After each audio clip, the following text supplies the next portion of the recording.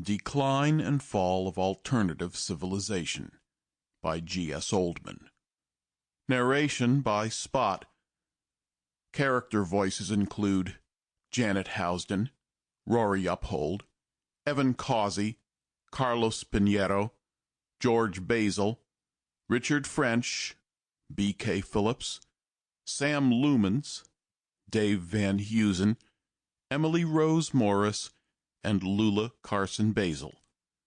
Chapter and section quotes by Pleasant Gaiman. Vorspiel. There were two stories on the same road, one fast, one much slower, the slower being more likely by the laws of destiny to smash into the tail end of the faster. This defied the laws of physics, but not the laws of chance.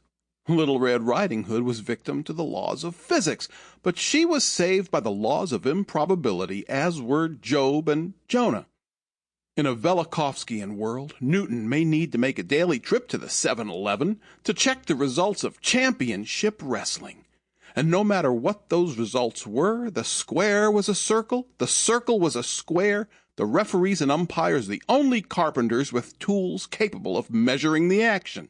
Even instant replay would be disallowed as a means of decisive validation.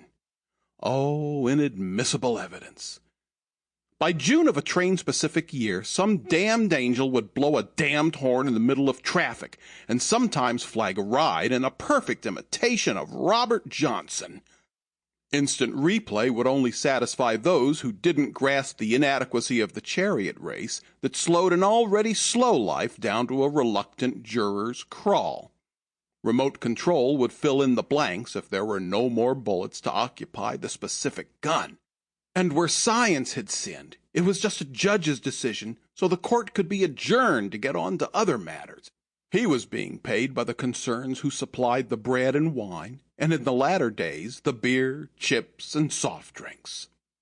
The physicists were damned, but not convicted too harshly, since they knew the formulas that held up under the scrutiny of belief. It's simply that they found the ideas that just weren't planned. Though holy moments expanded to hours, years, immeasurable millennia, they were shattered by light that struck them, and of course someone kissed in a night made unholy, and the world stopped like a contradiction only love would know. Inertia then became power, kindness begat force, and the question begged after the energy source. But the sky crawls on to its next disappointment. So is the sun, the moon, they eclipse to crawl along an eternal ellipse where nothing is holy, nothing ever the same, and as worlds collide, oh, let's play a game. Who can hit softest? Hurt me again. I think it's a draw, but it feels like I win. Yet hearts still beat to a cloud's silent dance, and pain moves on as though in a trance, inert with knowledge, a world grown scared to admit that love equals MC squared. We came, we sinned. We saw the eclipse in our holy moment, in our holy ellipse, caught and suspended between very real fire and very solid ice, caught and suspended. Decline. On the decks where marbles roll, two stacks of cards, one being shuffled, the other being cut. Chapter 1. Water, water everywhere, nor any drop to drink.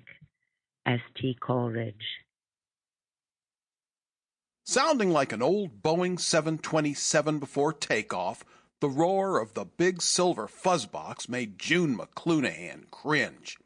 Closing her eyes, she saw an old World War II bomber lifting from a dark runway, starting its climb to 35,000 feet, and there she was, strapped into the jump seat and wearing a vintage airline uniform, winds of mortality raging around her.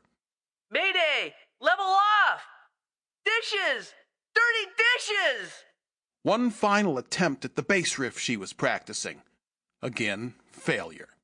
A full hour of this malarkey, and she still didn't have it. Stop. Just stop. The big girl opened her eyes, reached behind the amplifier, and found the switch. Click. Done.